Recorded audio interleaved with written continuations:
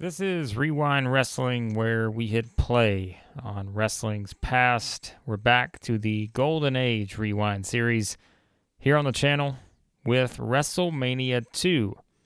You can find our WrestleMania 1 review on the channel. Again, these are just the reviews of these particular shows. In the future, we'll be doing more deep dives into the news and notes surrounding all of these big events in the Golden Age series. But for now, we're going to jump right into the show itself and review WrestleMania II, where Vince McMahon tries something new with a 3-city extravaganza. One city was not enough for WrestleMania 1.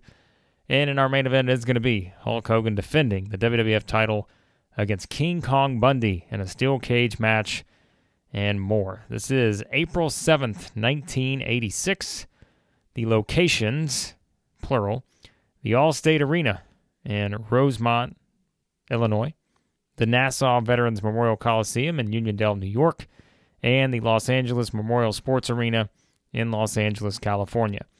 We start things off in the ring. Vince McMahon welcomes Susan St. James, and then Ray Charles does America the Beautiful, as only Ray Charles can.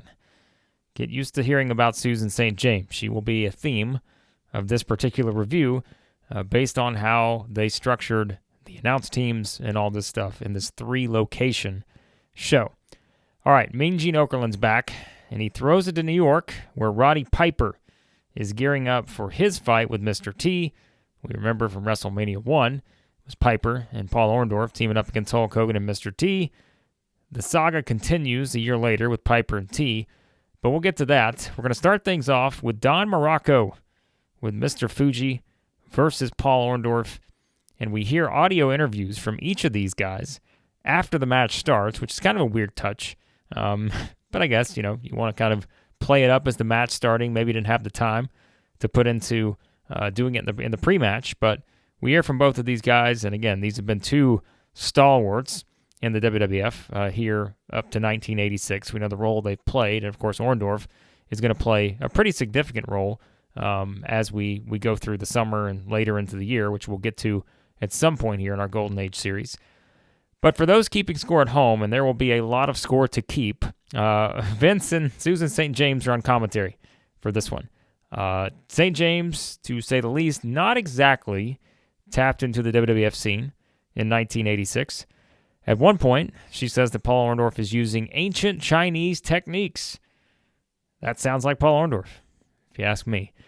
But in all seriousness, this kind of was a competitive sort of sprint, but it leads to the double countout, or at least we assume it's a double countout because it's never actually announced, and Vince is pissed at all the confusion. So there is it's absolute chaos, confusion here because of how this, thing spills outside of the ring. And again, you can really tell in Vince's voice, he's not too happy about it. So not exactly the type of start you'd want in order to get people invested in WrestleMania 2. And the crowd really was not thrilled, just like Vince was not, with the finish of this match. So I can't say, if we're just kind of taking this back to WrestleMania 1 as well, probably one of the, one of the least desired matches on the cards thus far. But we're only one match into WrestleMania 2. Let's see if it gets any better. We go backstage. Mr. T is sending a message to Roddy Piper, and T has Joe Frazier, the boxing legend, and the Haiti Kid with him. So it's quite a trio there with those three. During the promo, we hear the Fink, Howard Finkel, in the background announcing the official result from the previous match. So we did eventually get the official result for Don Muraco versus Paul Orndorff. But yeah, definitely I would say Vince, and I'd love to know the story behind this. We may get into it one day if we kind of do our deep dive on WrestleMania 2. But I'm sure there's more to it. But as I say, I'm just kind of watching these and reviewing them in real time. And this was not something that I think Vince was too happy about. What a mess that was. But that leads us into our second match. And this is one of the matches I kind of remember a lot, and going back and watching it because it had a unique feel to it. And that is George the Animal Steele taking on the Intercontinental Champion, Randy Savage, with Elizabeth in his corner. It is for the title. And, it has been a while since I've seen this match, but I just always remember and I know people have equated it to this, it's the Memphis-esque stalling from Savage. And, of course, that's from back in his days in the Memphis territory, and Savage just stalling and stalling some more until George the Animal Steele starts biting his leg. So that gets Savage up a little bit there, and it does get a big pop from Susan St. James, who still not offering much on commentary, but at least she was happy about the biting. The crowd is into Savage's antics, and, that's what you want. They love Steele's biting, and so you've got all that. Savage is, kind of getting the crowd heated up. They love George the Animal Steele, so at least they have that going for them. Somehow, we get flowers brought into the equation here, as St. James discusses George the Animal Steele's respect for women. So that's notable here in this particular match. If only he respected the turnbuckle pads, though, right? Which he starts eating before feeding some of those to Randy Savage. However, as you could understand, George the Animal Steele gets distracted by Elizabeth. Savage hits the elbow drop, but Steele kicks out at one. He tries to take advantage here, but it's the ultimate heel and Savage who uses the rope for leverage to pin George Steele to retain the title. St. James, again, seems like a very nice woman. The commentary in this match was something else that really stood out, not to the positive. I can't say this was really a lot more than we saw even in match one here. It was what it was. It kind of served the purpose.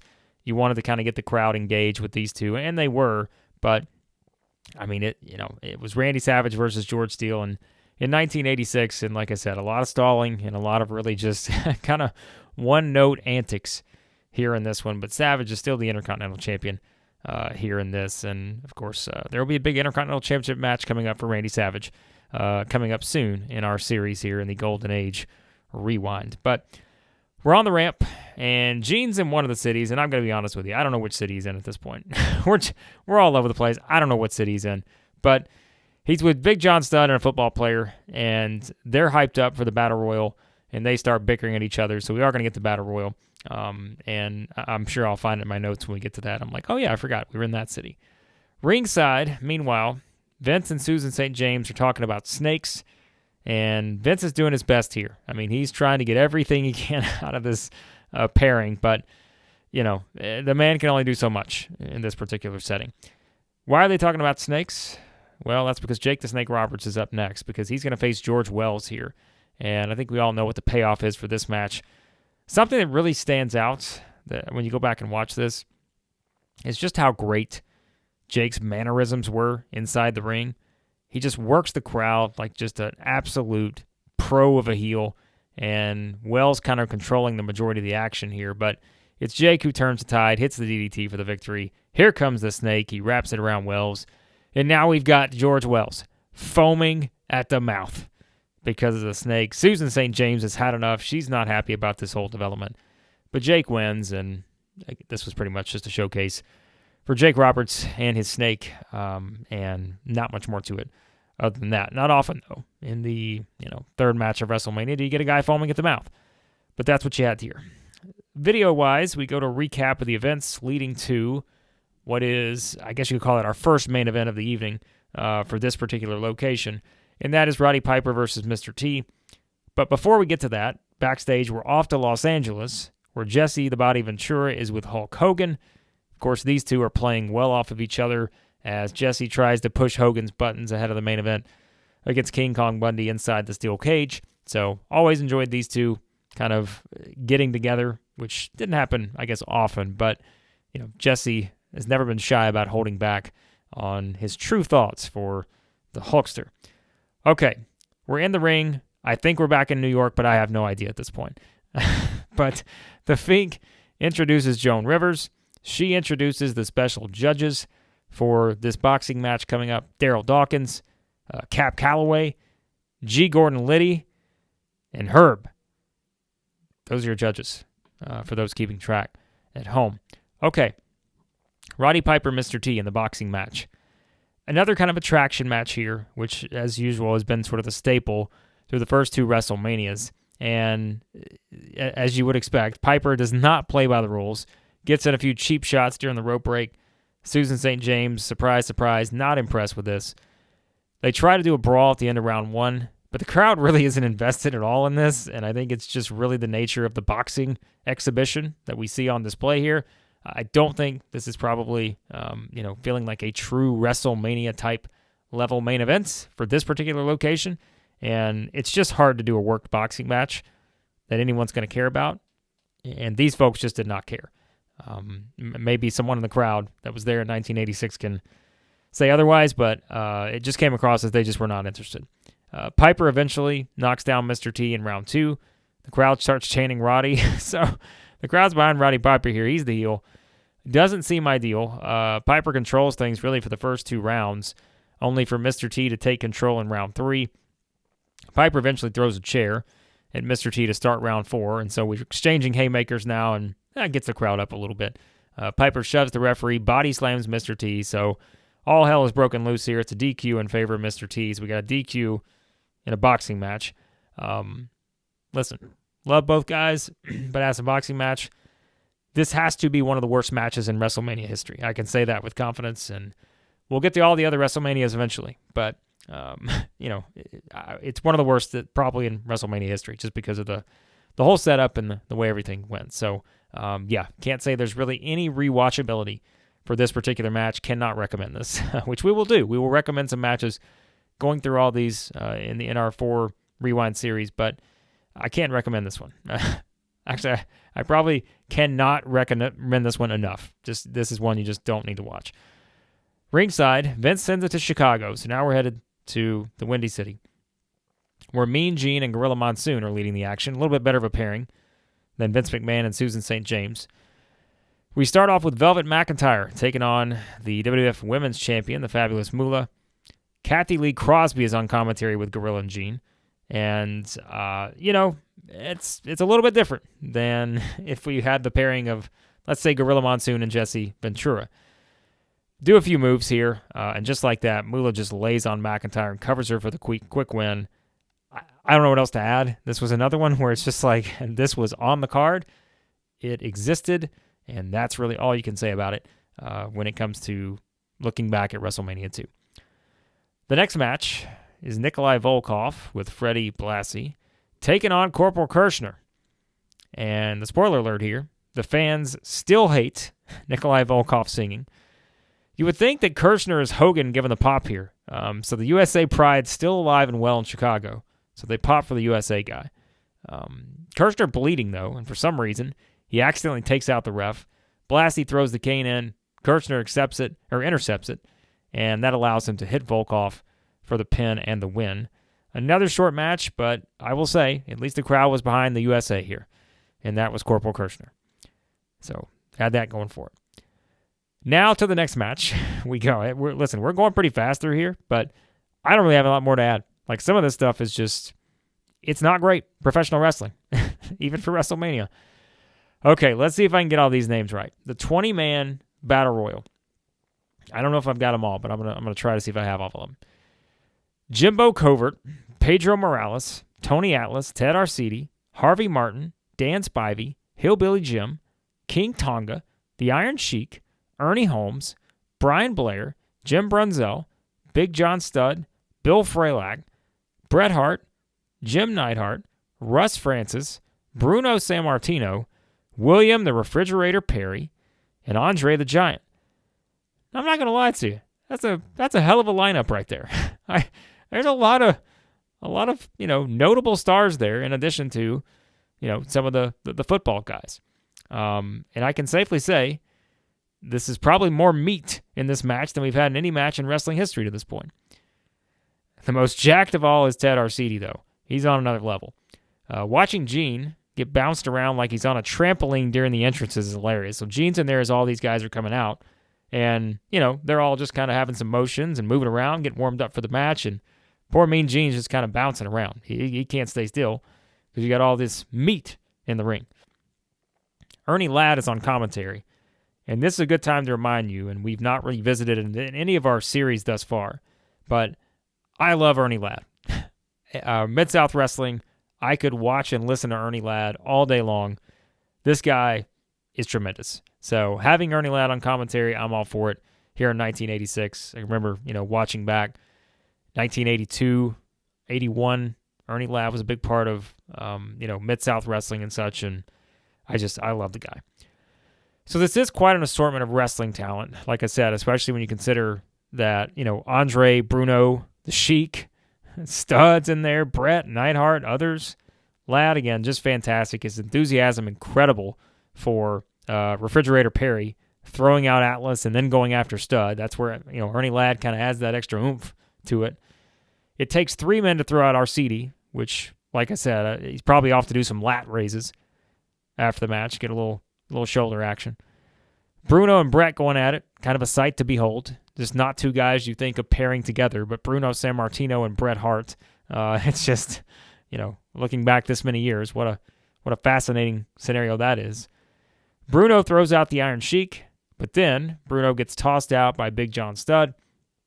Refrigerator Perry, clearly the crowd favorite here, is the Chicago Bears star, and they lose it when he gets thrown out by Big John Studd, so Studd's on a roll.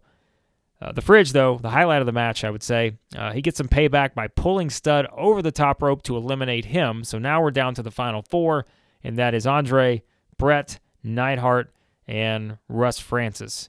It's your final 4. He gets tossed out, and then we've got what really became the staple of a lot of these battle royals and Royal Rumbles, even in the early going, which we'll get to. But you get sort of that vintage 2-on-1 scenario, right? Where it's like, all right, you've got 2 guys going up against 1, and we know what happens. The 2 never win in this scenario. It's always going to be the 1. So they got it down to the 2-on-1 with Brett and Neidhart working on Andre, but Andre boots him out of there to win it. To be honest with you, I would say, like, of the first 2 WrestleManias, this is probably one of the things I've enjoyed the most. Like, I mean, it is what it is. It's not anything that's supposed to be taken seriously as anything more than a battle royal. The fans were into it. It was a lot of fun. And so I enjoyed this for what it was. Not a classic wrestling match by any means, but of what we've talked about with the first 2 WrestleManias thus far, this is probably one of the more enjoyable things, I would say. So if you have a little time, want to go back and watch a little bit of a battle royal nostalgia, I would put this on the recommended list and say that it's probably worth your time if you haven't seen it in a while. All right, meanwhile, ringside, we go back to New York, where Roddy Piper is with Vince McMahon and Susan St. James. He rants about his match, so Piper's pissed. The fans were pissed. They didn't like it. But now we're going to go back to Chicago, and that's where Covert tells Gene that he got cheated. I don't even remember this guy's role in the match. Sheik also comes out, a little taunting action from Sheiky Baby. And that gets us to the next match. And I will tell you, this is the match I remember from WrestleMania II, because there is not another match on this card that is going to touch this one. And that is the British Bulldogs with Lou Albano and Ozzy Osbourne in their corner, going up against the champions Greg Valentine and Brutus Beefcake with Johnny Valiant in their corner for the WWF Tag Team Championships. So with the Bulldogs having Ozzy in their corner, you're just thinking, they got to win this thing, right? They got Ozzy Osbourne out there. On paper, this is the best match of the lineup thus far, and what do you know? It turned out to be that way. You had some really good teamwork kind of sequences early on from the Bulldogs. Gene points that out, and again, Gene was the best. Both teams really at the top of their game here. They get the crowd biting on some early near falls in the match. Valentine drops Dynamite with a face-first pile driver. Chaos kind of breaks loose from there. Valentine escapes to avoid the double team move from the Bulldogs. Davey Boy hits the running power slam. Who wouldn't love that? Of course, that would eventually become his finisher, but wasn't at this time. Valentine kicks out at 2 after the power slam. The heels kind of take control, but then Valentine makes the mistake of stopping the count at 2 after he has Davey Boy beaten. What do you know? A heel gets a little too cocky, and the Bulldogs take advantage as Davey Boy forces the headbutt from Valentine to Dynamite and then proceeds to roll up Valentine to win the titles. What a very, very good tag team match this was on a show that really desperately needed it at this point. And we're going to see why as we continue on this thing. But I would say this is easily the most recommended match thus far. And looking at, these early WrestleManias, WrestleMania 1 and WrestleMania 2, it's easily the highest recommendation. It's the match that, it's definitely worth your time. If you want to go back and watch it, haven't seen it in a long time, this was tremendous stuff. I thought this was really, really good. So good tag team match on a show that really had to have it because, in all honesty, as you're going to see, we get to the end of this thing. If this show didn't have this tag team match, I'm not sure what we'd be saying about it. But nonetheless, we'll see. So, all right. So we got new tag team champions. Good stuff there with the British Bulldogs getting the victory. Gene with the Bulldogs in the ring. Davey Boy reveals they're staying in America since they won the titles. Another win for the United States. As Davey Boy and the British Bulldogs are staying in America. Tremendous. Ringside, Vince and Susan St. James throw it to Los Angeles. And what a host trio we have here. Jesse, the Body Ventura, Lord Alfred Hayes, and Elvira. Only at WrestleMania are you getting that. But we are in Los Angeles, and that's where we're going to get Hercules Hernandez versus Ricky Steamboat. Two of my favorites here. I was a big Herc fan, despite him never being more than just really a mid-carder and where he was slotted in the WWF. Of course, he's a former Mid-South guy as well. Elvira calls Steamboat a wimp. So Steamboat pulls out a few awesome reversals to gain the advantage. I don't know if that changed your opinion, but Herc uses his power to take over here in the early going. Then he works on Steamboat for a bit. Pretty nice showing, I thought, from Herc in this one. I thought this guy with the right pairing, had some pretty decent matches in WWF. Can't say he ever got to, he's not having any 5-star classics or anything. But I enjoyed Herc. I thought he worked the character well, and the strength was what it was. But we all knew kind of the featured star in this match was Steamboat, and he really, they keep playing that up as he gets knocked down time and time again, but what happens? He keeps going. He keeps getting back up. Herc makes the mistake of coming off the top. Steamboat uses the knees to counter. Then it's a flying crossbody from Steamboat as he gets the victory here. This was fine. I think it was just a match sort of served the purpose of getting Steamboat over. I probably enjoyed this a little more than most, but I can't say that it was, anything probably memorable or, maybe worth going back to unless you just want to watch WrestleMania II as a whole. So, yeah, it was fine, but just a match there to serve the purpose. Okay, this next one is something. Adrian Adonis with Jimmy Hart versus Uncle Elmer. Probably not the most appealing match on paper, but I did enjoy Adonis's work here. He sells everything like a pro. You got to appreciate him just bumping all over the place for old Uncle Elmer here. It's all Elmer for most of the match until Adonis reverses the momentum, comes off the top, and that'll do it. So, they played it up as Elmer, with the size, took control, but Adonis finds a way to reverse it, comes off the top, gets the win. Nothing really much more to add on that. It was a match. All right, Alfred's with Hulk Hogan. He addresses the rumors that he's hurt, and he reminds everyone that Hulkamania is running wild. So we'll see if any sort of injury could play into tonight's main event. Before we get there, the Funk Brothers are here with Jimmy Hart as they take on Tito Santana and the Junkyard Dog. Nice combination here. JYD was just wildly over at this point, if you go back and watch the crowd reaction. Terry Funk does more selling than a Fortune 500 company here in the early going. This guy was just tremendous. An absolute national treasure was Terry Funk. We get a crisscross because every match in this era had to have a crisscross. And the Funks are in control. Elvira brings up one of the wrestlers potentially losing their trunks. So she's enjoying herself. They work to the hot tag with JYD, and again, this man was so over with the LA crowd. I mean, they just popped huge for JYD here. Terry Funk tries to choke him with a rope, but JYD gives him an insane backdrop over the top. That was a tremendous spot. You'll know it if you see it, if you watch this match. Terry Funk was just so good at everything he did. He made everything look awesome. JYD takes a shot at Hart for good measure, and the action kind of breaks down from there. The referee gets occupied with Tito. That allows Terry the opportunity to clock JYD with the megaphone to steal the victory. Another pretty enjoyable tag match here, and that's really been the theme of these first two WrestleManias. WrestleMania 1, the tag matches were probably the best thing on the card. So far in WrestleMania 2, the tag matches have really been the story. I would put this one on the recommended list. It's not as good as the tag title match, but I highly enjoyed it. I'd put this as a recommended match. So, we kind of have our matches. They're going to be either recommended, highly recommended, or legendary. This one recommended. I'd put it, right there on the list. So, Go back and watch this one if you want to. Good start from Terry Funk, as you would expect. Okay, we get a video here. We recap the events leading to Hogan versus King Kong Bundy in the main event. Gene talks to a doctor. He suggests that Hogan not wrestle due to his back injury. But Hogan says, he's not phoning in here. He kind of sells the back issue while he's doing deadlifts. So, great thing if you got a back injury, do deadlifts. That makes sense. Then the Hulkster calls for the heavy chins. Heavy chins. That's a chin-up with 100 pounds attached to his neck. So, probably the most 80s WWF vignette I've ever seen.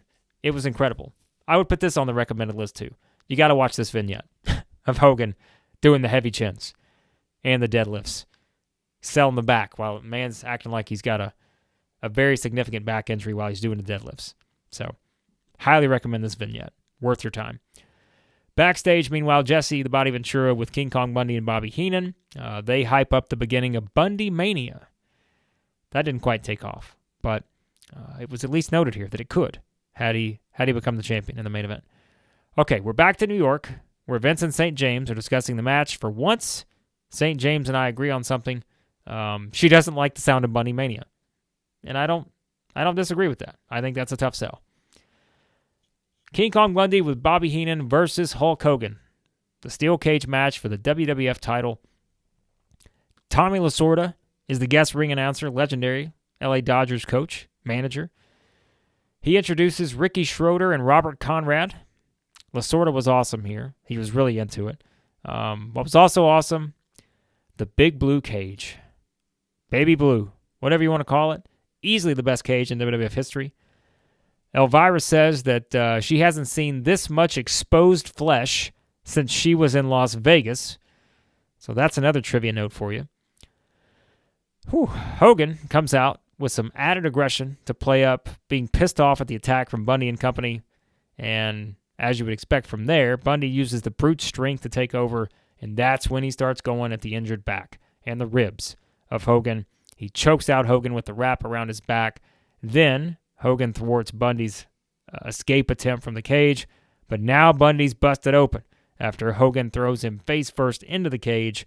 Elvira begging for the match to be stopped, so at least they've sold her on the brutality of the cage stipulation.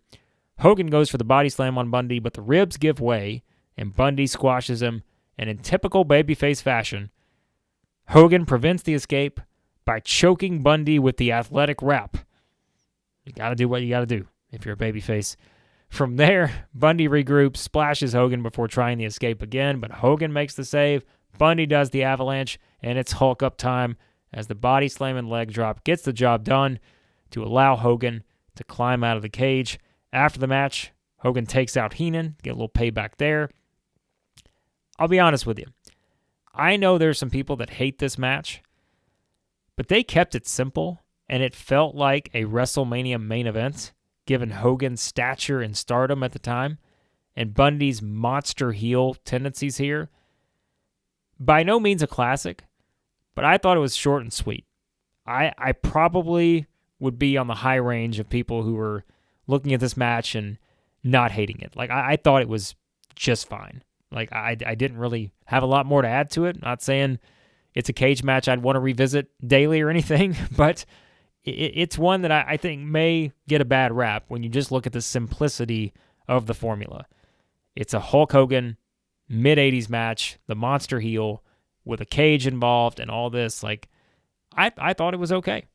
So, probably not the best Hulk Hogan match ever, but I thought it was okay and probably better, maybe a little bit better than most. So that was WrestleMania II. The recommended matches, as mentioned, I would recommend the British Bulldogs versus Greg Valentine and Brutus Beefcake. That's the best match on the card, in my opinion. I would recommend the Funk Brothers versus Tito Santana and the Junkyard Dog. Another recommended match. If you just want to see a match in the baby blue cage, then I don't think I would be that against recommending the main event. It's not on probably the higher end of WrestleMania main events, but I don't think it's on the lowest end either. So overall, for this show MVP, probably not Susan St. James. I'm not going to give her the MVP here. But if I had to give someone the MVP, I might go Refrigerator Perry. I thought the Battle Royal was, I said, I don't even know if I'd recommend that one, but the guy was a lovable figure in Chicago. Give me Refrigerator Perry as the show MVP here for this one. Okay. Overall, this is widely, I think, seen as one of the worst WrestleManias ever. It was an absolute chore up until the Chicago main event for the tag titles. The New York fans got a terrible draw, I thought, with the matches kind of that we talked about in that group. The LA portion was the best of the bunch, probably due to the Funks versus Tito and JYD and the main events. The guest commentary, understandable from a marketing standpoint. Elvira was easily the most entertaining of the trio, I can say that. But that's not to say it was good. It was, It is undoubtedly, I think, still probably going to be considered one of the worst WrestleManias ever. But I also think that there is some fine nostalgia here for those interested in that, which if you're listening to this or watching this, you are interested in that. Just don't expect a quality wrestling card that matches what WrestleMania would eventually become. But I do think this is one where if you go back, there is obviously some stuff on this that just is not very good, but there is some stuff on this that is redeeming a little bit. Like there are some things that you can watch and be like, okay, that was good 80s nostalgia. And the recommended matches I mentioned, even the main event, the cage, the Battle Royal was what it was, but I thought it was enjoyable. So I don't, if you're rating this out of 10, I wouldn't rate this like a 1 or a 2. I would probably rate it more like a 4, maybe a 5 at the highest end, but that's probably even a little too high. But I don't think it's the worst WrestleMania ever. There are probably others that would take the cake there. So I don't know. Maybe that's just the 80s nostalgia lens talking, but it's different, right? You got to go in knowing that. That's why we're talking about the Golden Age Rewind here in this series. Let me know your thoughts on WrestleMania 2. What did you think about this one? And remember, we're doing this for 4 big eras in WWE/WWF history: the Golden Age Rewind series, New Generation Rewind, Attitude Era Rewind, and Ruthless Aggression Rewind. You can find all those playlists here on the channel with videos, audio podcasts, looking at all sorts of stuff. We'll probably do a WrestleMania 2 deep dive in terms of the news and notes at some point in our series. But for now, let me know what you think going back and watching WrestleMania 2 in Los Angeles, Chicago, and New York.